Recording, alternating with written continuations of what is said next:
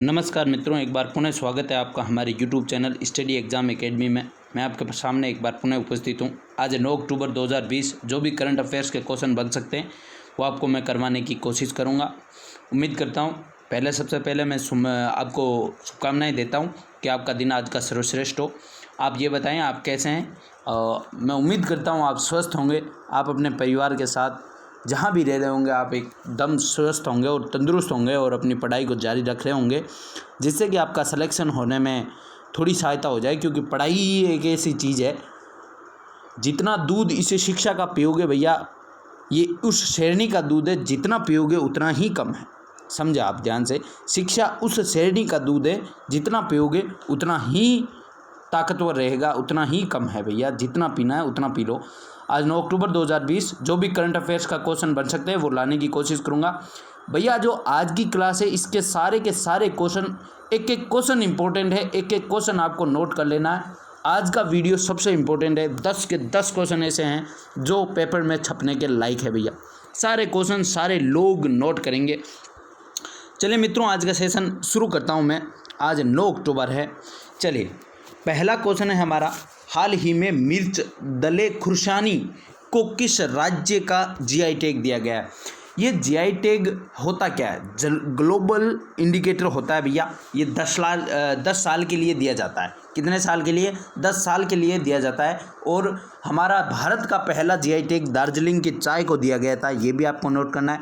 और ये 1999 यानी 1999 के एक्ट के तहत जीआई टैग दिए जाते हैं। ये तो बात हुई जीआई टैग की। अब मिर्च दले खुर्सानी को किस राज्य का? तो सिक्किम राज्य का क्या दिया गया? जीआई टैग दिया गया। अब भैया जीआई टैग का क्वेश्चन सीधा सीधा छपता है, जो भी क्वेश्चन होता है। हालांकि जो सेंट्रल एग्जाम होते हैं जैसे रेलवे, इनमें तो छपने की प्रबल संभावना रहती है। चलिए, इस साल में जो भी इंपॉर्टेंट जीआई टैग मिले हैं वो मैं आपको बताता हूँ, आप सारे लोग नोट करें। वहाँ लिखें मिर्च दले खुर्सानी, सामने लिखें सिक्किम राज्य। दूसरा लिखें मणिपुर के लिखे भैया काले चावल चकहाओ को मणिपुर का क्या दिया गया? जीआई टैग दिया गया। कश्मीर का पूछे तो कश्मीर के केसर को जीआई टैग दिया गया। झारखंड भैया एक और इम्पोर्टेंट जीआई टैग, कोबर पेंटिंग को झारखंड राज्य का जीआई टैग दिया गया। सारे के सारे चारों इंपॉर्टेंट है, चारों आपके पेपर में आने की प्रबल संभावना है। चारों एक बार पुनः बोल रहा हूँ, सारे लोग जो तैयारी कर रहा है, जो सिलेक्शन चाहता है वो जरूर नोट करेगा। उससे पहले मैं बता दूं, यदि आपने वीडियो लाइक नहीं किया है तो लाइक करें, और शेयर नहीं किया है तो शेयर करें, और जिसने आज वीडियो फर्स्ट बार देख रहा हो वो चैनल को सब्सक्राइब कर लें। तो मिर्च दले खुर्सानी सिक्किम राज्य का, और मणिपुर का काले चावल चकाऊ को, कश्मीर का केसर और कोहबर पेंटिंग झारखंड, ये 4 जीआई टैग आपको याद होने चाहिए। यहाँ बात सिक्किम की आई है तो सिक्किम के बारे में पढ़ते हैं। सिक्किम राज्य की राजधानी क्या है भैया? गंगटोक। क्या है? गंगटोक। वर्तमान सीएम कौन है? प्रेम सिंह तमांग वहाँ के वर्तमान मुख्यमंत्री हैं, और वहाँ के वर्तमान राज्यपाल गंगा प्रसाद है। दूसरा, सिक्किम से 2 इंपॉर्टेंट क्वेश्चन और बन सकते हैं। कंचनजंगा जो कि विश्व की तीसरी सबसे ऊंची चोटी है, या पूछे हिमालय की सबसे ऊंची चोटी, तो कंचनजंगा जो कि कहाँ है? सिक्किम में। दूसरा इंपॉर्टेंट क्वेश्चन, भारत में सर्वाधिक समय तक मुख्यमंत्री रहने वाला व्यक्ति पवन कुमार चामलिंग। देखें, पुनः बोल रहा हूँ, यदि आपने समझा नहीं है तो ध्यान से समझें। पवन कुमार चामलिंग सिक्किम के मुख्यमंत्री थे, पूर्व मुख्यमंत्री थे सिक्किम के, जो कि भारत में सर्वाधिक समय तक किसी भी राज्य के मुख्यमंत्री रहने वाले व्यक्ति हैं भैया, पवन कुमार चामलिंग। सारे क्वेश्चन इस क्वेश्चन को नोट करके रखेंगे। चलिए मित्रों, सेकंड क्वेश्चन, मैं उम्मीद करता हूँ जो भी मैं जानकारी दे रहा हूँ वो सारी की सारी जानकारी आपने क्या कर ली होगी? नोट कर ली होगी, ये मैं उम्मीद करता हूँ। क्योंकि आपको क्या चाहिए भैया? सिलेक्शन चाहिए। हाल ही में एसबीआई के चेयरमैन किसे नियुक्त किया गया? एक और ऐसा क्वेश्चन जो सीधा सीधा छपेगा। एसबीआई के चेयरमैन दिनेश कुमार खर्रा को नियुक्त किया गया है। किन की जगह लेंगे? तो रजनीश कुमार की जगह लेंगे। किन की जगह लेंगे भैया? रजनीश कुमार। और दिनेश कुमार खर्रा एसबीआई के चेयरमैन बने हैं। चलिए, एसबीआई की बात आई है तो एसबीआई की स्थापना 1955 यानी 1955 में होती है। इसका हेडक्वार्टर मुंबई में है। और एक क्वेश्चन में एक ऑप्शन ऐसा है शक्तिकांत दास, ये टाइपिंग वाले भैया बहुत स्मार्ट है, ऐसे क्वेश्चन में ऑप्शन में ऐसे नाम देते हैं जिससे कि आपको जानकारी और अच्छी हो। शक्तिकांत दास कौन है भैया? ये आरबीआई के गवर्नर है। कौन है भैया? आरबीआई के गवर्नर। और कौन से नंबर के हैं, ये भी बात बहुत इंपॉर्टेंट है। 25वां नंबर यानी 25वें नंबर के आरबीआई के गवर्नर कौन है, शक्तिकांत दास। और एसबीआई के न्यू चेयरमैन दिनेश कुमार खर्रा को रजनीश कुमार की जगह बनाया गया। सारी बातें मैं उम्मीद करता हूँ सारे लोगों ने नोट कर ली होगी, एक एक क्वेश्चन इंपॉर्टेंट है भैया।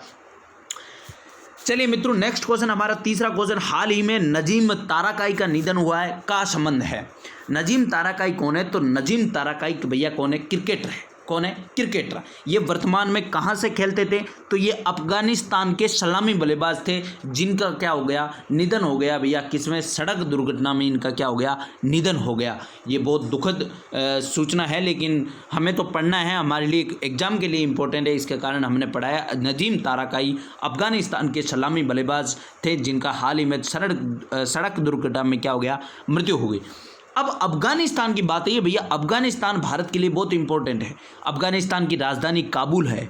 अफगानिस्तान से सीधा सीधा क्वेश्चन आता है कि भारत में अंतर्राष्ट्रीय सीमा बनाने वाला, सबसे कम अंतर्राष्ट्रीय सीमा बनाने वाला देश कौन सा है। सीधा सीधा क्वेश्चन आता है, भारत से सबसे कम अंतर्राष्ट्रीय सीमा बनाने वाला देश कौन सा है, तो अफगानिस्तान है भैया। याद रखना, ये केवल जम्मू कश्मीर से क्या बनाता है, सीमा बनाता है। और इसकी जो सीमा बनाई हुई लाइन है उसे डूरंड रेखा कहा जाता है। क्या कहा जाता है, डूरंड रेखा कहा जाता है। इसके बारे में कभी और बताऊंगा, डूरंड रेखा के बारे में थोड़ा लंबी कहानी है, चलिए बता ही देता हूँ। डूरंड रेखा क्या है, पहले जब भारत आज़ाद नहीं हुआ था, जब भारत और पाकिस्तान एक थे, तो ये भारत और अफगानिस्तान के बीच की सीमा क्या थी, डूरंड रेखा। एक्चुअल में यदि अभी देखें तो डूरंड रेखा पाकिस्तान और अफगानिस्तान के बीच की सीमा बनाता है। हालांकि एक्चुअल में मैं पुनः बता रहा हूँ, देखें तो डूरंड रेखा पाकिस्तान और अफगानिस्तान के बीच में सीमा बनाता है। लेकिन आपके क्वेश्चन आए, डूरंड रेखा किन के मध्य सीमा बनाता है, यदि भारत से क्वेश्चन पूछे तो अफगानिस्तान के साथ जो सीमा बनती है उसे डूरंड रेखा कहा जाता है। आपसे मैं एक क्वेश्चन करवाऊं, उसका आंसर आपको कमेंट बॉक्स में करना है भैया। जो मैं क्वेश्चन में अलग से जानकारी देता हूँ, आपको थोड़ा टाइम लगता है उसमें जानकारी देता हूँ, वो मेरे को देनी है या नहीं देनी है। क्योंकि यदि आपको नॉलेज चाहिए या सिलेक्शन चाहिए, दो पहलू है। नॉलेज के साथ सिलेक्शन चाहिए तो बहुत अच्छा है भैया, आपको याद करने में बहुत तगड़ी सहायता होगी। और एक सीधा सिलेक्शन चाहिए तो आपको कुछ भी चीज़ें हो रटनी होगी। जैसे एग्जांपल लेते, कल मैंने एक ब्लैक होल नाम दिया था। अब ब्लैक होल किसी के माइंड में घूम रहा है, अब ब्लैक होल को आप समझेंगे नहीं तब तक वो माइंड में घूमता ही रहेगा, लेकिन समझने के बाद वो माइंड में फिट हो जाता है। आपको ये बताना है कि ये जो मैं अलग से जानकारी देता हूँ ये आपको चाहिए या नहीं चाहिए। क्योंकि यदि ये अलग से जानकारी चाहिए तो भैया थोड़ा वीडियो ज़्यादा लंबा बनता है, और यदि आपको चाहते हो कि भैया हमें अलग से कोई भी जानकारी नहीं चाहिए, हमें केवल करंट का क्वेश्चन पढ़ने, तो मैं क्या करता, अभी ये क्वेश्चन बताता नजीम ताराकाई और सीधा आंसर लगाता क्रिकेटर और अगले क्वेश्चन पे चला जाता है। ये आपको आज कमेंट बॉक्स में कमेंट करना है सारे लोगों को, जिससे मैं आगे देखूं कि भैया मेरे को करना क्या है। चलिए उम्मीद करता हूँ ये क्वेश्चन आपसे मैंने क्वेश्चन पूछा है, इसका आंसर जरूर देना भैया। चलिए नेक्स्ट क्वेश्चन है हमारा, हाल ही में एएआई का 100% सौर ऊर्जा से संचालित हवाई अड्डा कौन सा है। इंपॉर्टेंट क्वेश्चन, मैंने कहा ना आज का सारे क्वेश्चन इंपॉर्टेंट है, सारे क्वेश्चन आपको याद होने चाहिए। रिवीजन में इस वीडियो को जरूर देखना भैया, 10 में से एक क्वेश्चन जरूर आपके एग्जाम में मिलेगा, आने वाले एग्जाम में। हाल ही में एआई का 100% सौर ऊर्जा, मतलब वहाँ जो भी ऊर्जा चाहिए वो पूरी की पूरी किससे आती है, सौर ऊर्जा से आती है। ऐसा कौन सा हवाई अड्डा है, तो पुडुचेरी का हवाई अड्डा ऐसा हवाई अड्डा बना है। चलिए यहाँ पहले ऑप्शन के जो हवाई अड्डे हैं उनके बारे में पोस्टमार्टम करते हैं भैया। राजीव गांधी हाल ही में चर्चा में रहा है, इसे सबसे सुरक्षित हवाई अड्डे का क्या दिया गया है, दर्जा दिया गया है। किसे, राजीव गांधी। कहाँ है, हैदराबाद में। वीर सावरकर, बहुत इंपॉर्टेंट सीधा क्वेश्चन छपता है, वीर सावरकर अंतर्राष्ट्रीय हवाई अड्डा कहाँ है, तो भैया अंडमान निकोबार की राजधानी पोर्ट ब्लेयर में वीर सावरकर अंतर्राष्ट्रीय हवाई अड्डा है। इंदिरा गांधी, ये हमारी भारत की राजधानी दिल्ली में हवाई अड्डा है। अब इस क्वेश्चन के जो भी ऑप्शन थे उसके बारे में मैंने बता दिया। अब आते हैं भैया पुडुचेरी के बारे में। देखें मैं आज पूरी जानकारी दे रहा हूं, आज का वीडियो लंबा रहेगा, लेकिन आपको आज ज़रूर कमेंट में करना है कि हाँ हमें भैया ये जो एक्स्ट्रा जानकारी है वो चाहिए या नहीं चाहिए। चलिए पहले बात करते हैं एएआई यानी एयरपोर्ट अथॉरिटी ऑफ इंडिया। इसकी फुल फॉर्म मैंने बता दी, एयरपोर्ट अथॉरिटी ऑफ इंडिया यानी भारतीय विमानपत्तन प्राधिकरण। इसकी स्थापना 1995 में होती है। इसका हेडक्वार्टर दिल्ली में। इसके वर्तमान हेड अरविंद सिंह है। तीनों बातें आपको याद होनी चाहिए। 1995 में स्थापना, दिल्ली में हेडक्वार्टर, वर्तमान हेड अरविंद सिंह है। देखिए पुडुचेरी की बात आई है भैया। पुडुचेरी बहुत इंपॉर्टेंट एक ऐसी जगह है जो हमारे एग्जाम में आने की प्रबल संभावना है। पहले पुडुचेरी के मुख्यमंत्री नारायणसामी हैं। कौन है? नारायणसामी। वहाँ के उपराज्यपाल कौन है? तो किरण बेदी वहाँ की उपराज्यपाल है भैया। किरण बेदी का नाम सुना होगा। भारत की पहली IPS अधिकारी कौन है? किरण बेदी। दूसरी बात, पुडुचेरी से पूछे तो वहाँ एक लोकसभा की सीट है, एक राज्यसभा की सीट है, क्योंकि वहाँ पुडुचेरी में क्या है भैया? विधानसभा है। तो एक लोकसभा की सीट है और एक राज्यसभा की सीट है पुडुचेरी में। पुडुचेरी का 4 स्थान में बटा है। कितने स्थानों में? 4 स्थानों में। यदि पुडुचेरी से पूछे तो ये 4 स्थानों को मिलाकर पुडुचेरी बनता है।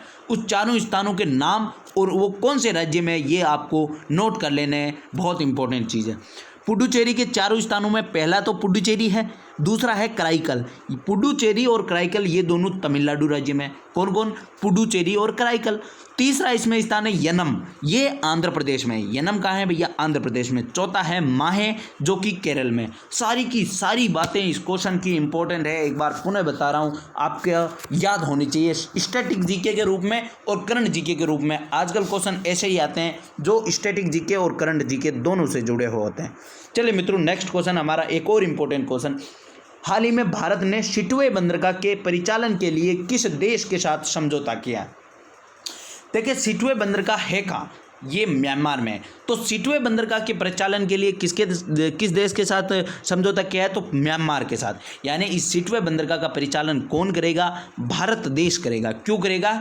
जो हमारे पूर्वी राज्य हैं उन पूर्वी राज्यों में जाने के लिए, किसकी तरफ से? सिटवे बंदरगाह से होते हुए पूर्वी राज्यों में जाने के लिए भारत इस सिटवे बंदरगाह का क्या करेगा? परिचालन करेगा भैया। समझ गए आप? परिचालन क्यों करेंगे? क्योंकि हमारे पूर्वी राज्य हैं उनमें जाने के लिए। अब बात आई है म्यांमार। म्यांमार का पुराना नाम था भैया बर्मा, और बर्मा की राजधानी रंगून थी। देखें मैं पुनः बोल रहा हूँ, बर्मा की राजधानी क्या थी? रंगून थी। लेकिन म्यांमार की राजधानी यानी वर्तमान म्यांमार की राजधानी क्या है? नेपिता। क्या है भैया? नेपिता यहाँ की वर्तमान राजधानी है। रंगून से आपको बात बता दूं मैं, रंगून हिस्ट्री से जुड़ा हुआ क्वेश्चन। बहादुर शाह जफर को रंगून में ही क्या दी गई थी भैया? वहाँ रंगून में ले जाया गया था 1857 की क्रांति के बाद। और बहादुर शाह जफर कौन थे? अंतिम मुगल राजा, या 1857 की क्रांति के नेतृत्वकर्ता कौन थे? बहादुर शाह जफर थे। अब और म्यांमार की बात कहूँ तो म्यांमार में राष्ट्रपति है भैया यू विन मिंट। ये नाम ऐसे ही होते हैं। वहाँ के राष्ट्रपति कौन है? Win Myint. एक आपको रोचक जानकारी देता हूँ, वहाँ उपराष्ट्रपति कितने? 2 उपराष्ट्रपति है। नाम माइर शवे और हेनरी वेथ थियो। देखें नाम ऐसे अटपटे हैं, लेकिन जानकारी के लिए रख लें कि वहाँ उपराष्ट्रपति कितने हैं? 2 उपराष्ट्रपति है। सबसे इंपॉर्टेंट है, वहाँ की सलाहकार कौन है भैया? आंग सान सूकी। आंग सान सूकी कौन है? वहाँ की सलाहकार है। अब म्यांमार से और एक क्वेश्चन बताता हूँ। ये जो सिटवे बंदरगाह है ये कहाँ पे है भैया? रखाइन द्वीप पे। कहाँ पे? रखाइन द्वीप पे। और रखाइन द्वीप से एक क्वेश्चन आता है सीधा सीधा, जो रोहिंग्या शरणार्थी थे वो कहाँ के थे भैया? कहाँ के थे? रखाइन प्रांत के थे। सीधा सीधा क्वेश्चन आएगा कि रोहिंग्या शरणार्थियों का संबंध किस देश से या किस प्रांत से हैं? तो रखाइन प्रांत से उनका संबंध है, जो कि म्यांमार में है। चलिए नेक्स्ट क्वेश्चन हमारा 6 नंबर क्वेश्चन। विश्व कपास दिवस कब मनाया जाता है? विश्व कपास दिवस कब मनाया जाता है भैया? 7 अक्टूबर को विश्व कपास दिवस मनाया जाता है। देखिए विश्व कपास दिवस की शुरुआत कब हुई? तो 2019 में ही हुई है। यानी इस बार दूसरे नंबर का विश्व कपास दिवस है। सॉरी भैया, थोड़ा गला खराब है। विश्व कपास दिवस कौन मनाता है? तो WTO। कौन मनाता है? WTO, world trade organisation. मैंने एक ट्रिक बनाई थी जिसकी शुरुआत W से और अंत में O हो। उसका हेडक्वार्टर कहाँ होगा? जेनेवा में। देखिए ट्रिक, जिसने वीडियो पहली बार देख रहा हो वो ज़्यादा परेशानी में ना हो। एक वीडियो चढ़ा रखा है हमने हमारे YouTube चैनल पर, जो कि क्या है? अंतर्राष्ट्रीय संस्थानों से संबंधित है। वो वीडियो आप ज़रूर देख लें। चलिए WTO का हेडक्वार्टर कहाँ है? जेनेवा में। इसकी स्थापना 1995 में होती है। इसके वर्तमान जो महानिदेशक है या हेड है वो कौन है? रॉबर्टो एज़ेवेडो। रॉबर्टो एज़ेवेडो इसके वर्तमान हेड है। अब आपको मैं एक टास्क देता हूँ, रॉबर्टो एजेवेडो का संबंध किस देश से है ये आपको जरूर बताना है। दूसरी बात, कपास की बात आई, सीधा सीधा क्वेश्चन आएगा आपके एग्जाम में कि भारत में कपास में सर्वाधिक उत्पादन वाला राज्य कौन सा है, तो आपका आंसर होना चाहिए गुजरात सर्वाधिक उत्पादन वाला राज्य है। दूसरी बात, इंपॉर्टेंट डे एंड डेट्स का क्वेश्चन आया तो 2 अक्टूबर को अहिंसा दिवस, 4 अक्टूबर को पशु कल्याण दिवस मनाया जाता है, 5 अक्टूबर को विश्व शिक्षक दिवस मनाया जाता है, और ये अक्टूबर के जो भी डे एंड डेट्स थे वो मैंने आपको सारे के सारे बता दिए हैं। उम्मीद करता हूँ सारी चीज़ें आपको समझ आ रही होगी। चलिए नेक्स्ट क्वेश्चन, हमारा 7th नंबर क्वेश्चन, T20 में 9000 रन पूरे करने वाले पहले भारतीय है, इसके कारण क्वेश्चन आ सकता है। तो पहले भारतीय कौन बने भैया? विराट कोहली, हमारे भारतीय टीम के कप्तान, या RCB यानी रॉयल चैलेंजर्स बेंगलोर के कप्तान विराट कोहली भारतीय वो पहले खिलाड़ी बने जो 9000 रन बनाने वाले T20 में। ये वैसे विश्व में 7th नंबर के खिलाड़ी बने, यानी इनसे पहले 6 खिलाड़ी 9000 रन बना चुके हैं। यदि पूछे सर्वाधिक T20 रन किसके पास है तो क्रिस गेल के पास है, 13000 से अधिक रन है उनके पास।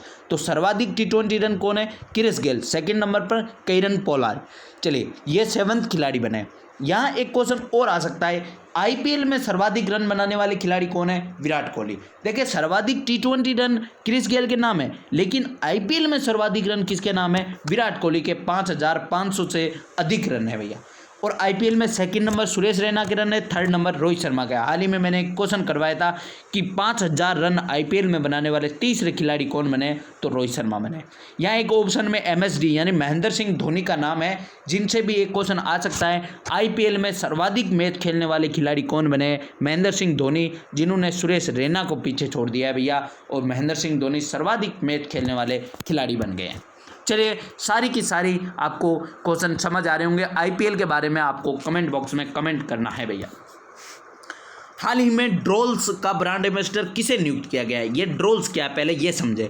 ड्रोल्स एक कंपनी है जो कि कुत्ते और बिल्लियों को जो खाना दिया जाता है वो बनाती है। क्या बनाती है? जो कुत्ते बिल्लियों को खाना बनाती है वो है ड्रोल्स कंपनी। उसका ब्रांड एम्बेसडर किसे बनाया गया? करीना कपूर को उसका ब्रांड एम्बेसडर बनाया गया। ब्रांड एम्बेसडर से क्वेश्चन आए तो सचिन तेंदुलकर को पेटीएम फर्स्ट गेम्स का ब्रांड एम्बेसडर, आमिर खान को सीएफ टायर्स, भैया IPL में देख रहे होंगे आप CF type static time out, तो सीएफ टाइप अभी चर्चा में है, इसके कारण आ सकता है। सीएफ टायर्स के ब्रांड एम्बेसडर कौन है?